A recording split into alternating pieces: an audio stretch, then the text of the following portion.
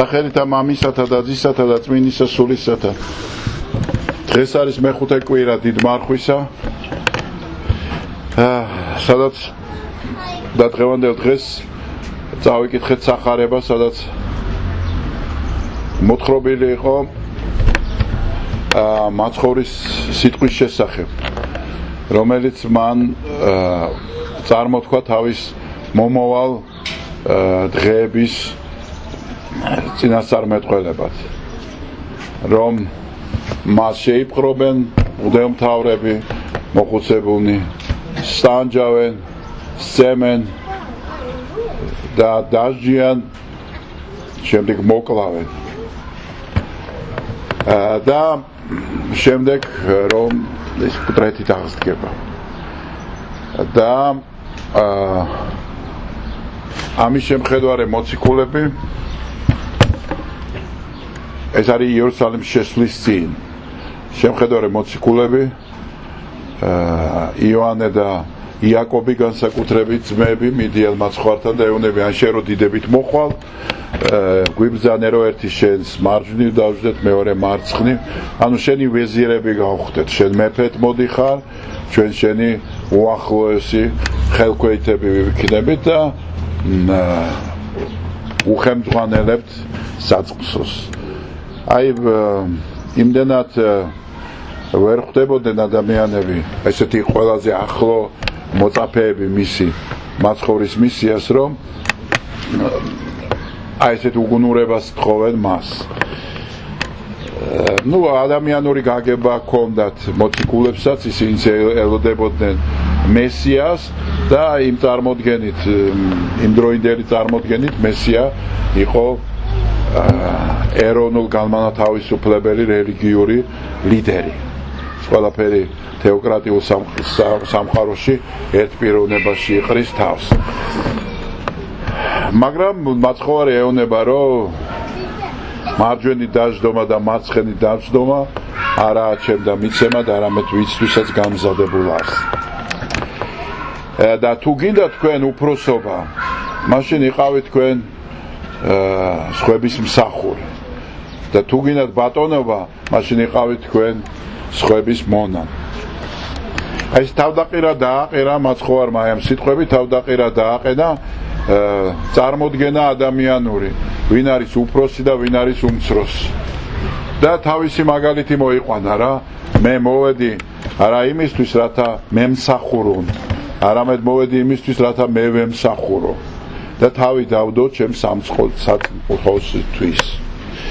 აი ეს ფორმულაა, რომლითაც უნდა ხელმძღვანელობდეს ყოველი ქრისტიანი, განსაკუთრებით სასულიერო პირები,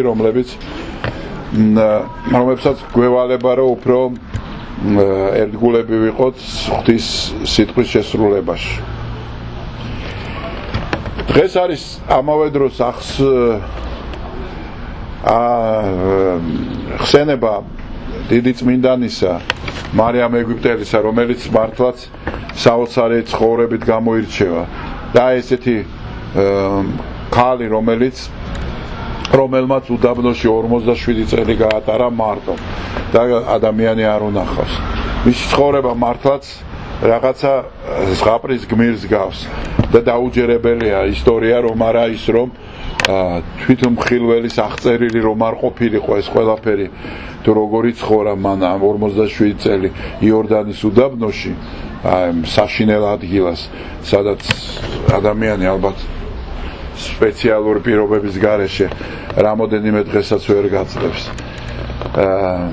მხოლოდ იმიტომ, რომ აი მისი თანამედროვე ადამიანმა, რომელმაც ის ნახა, სწორედ ბერმა ზოსიმემ, რომელმაც შემდეგ ის აზიარა, მან გადმოსცა და გადმოუტანა და შემოუნახა მისი ცხოვრება ისტორიას. მართლაც ეს იყო ადამიანი, რომელიც იყო ყველაზე მძიმე ცოდვაში მყოფი, ბავშვობიდანვე პროსტიტუციით იყო დაკავებული და შემდეგ აი იერუსალიმში სასწაულებრივად მოქცევის შემდეგ ის მიდის უდაბნოში და მარტო ცხოვრობს.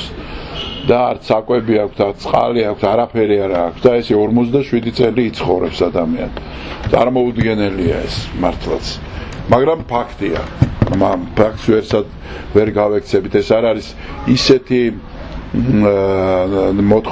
მოთხრობილი, რომელიც მოგვიანებით ხდება ხოლმე ჩაწერა და ბევრ მხატვრულ და რაღაც არამიწიერ ფორმებს მიაწერენ ხოლმე წმინდანებს. არა, ეს არის თანადროულად მის ცხოვრებაშივე დაბეჭდილი ფაქტი და ადამიანი, რომელიც იყო ყველაზე დაცემული და ყველაზე დიდ წმინდანად შეირაცხა. დღეს ეკლესია სწორედ ამის ჩვენება უნდოდა, რომ რამდენადაც არ უნდა დაცემული იყოს ადამიანი, მას არ აქვს დაკარგული იმედი. ის შეიძლება ყველაზე დიდი წმინდანი გახდეს. და ამისთვის თქვათ მარიამ ეგვიპტელისთვის 47 წელი იყო საჭირო, სხვისთვის შეიძლება ბევრად უფრო ცოტა. და ასე შემდეგ ვიღაცას ძიმე ცხოვრება ჭირდება, ვიღაცას რაღაც განსაცდელი ყოფნის. ეს ჩვენ არ ვიცით, ყველა ზომას წერს ყოველთვის ღმერთი. ეს ჩვენ შეგვიძლია რომ ყველას საერთო ხედით უყუროთ და უფალი სხვანაირად იქცევა. თითეულის შენიცი გამორჩეული ყავს, თითეული როგორც დღეს ბასილ დიდის წირვაში წავიკითხეთ, დედის მუსლით მისიდგა. იცი ყველა უჯრედი მისი, იცი მისი შინაგანი თუ გარეგნული სამყარო.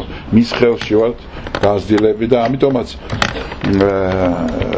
ამიტომაც ვის რა ჭირდება და რა ჯვარი უნდა ატეროს, ეს არის მხოლოდ და მხოლოდ იმ პიროვნების და ღმერთის გადასაწყვეტი, მაგრამ მთავარი არის არ დაკარგვა იმედისა, რაც არ უნდა სიმძიმეში ცხოვრობდეთ და რაც არ უნდა განთქმული ვიყოთ მიწაზე, გასწორებული სულიერად და რაღაც გრძნობდეთ, რომ რაღაცა ყველაფერი უკვე შაუბნელია ჩემს ირგვლივ და ხსნა არ საიდან არ არის.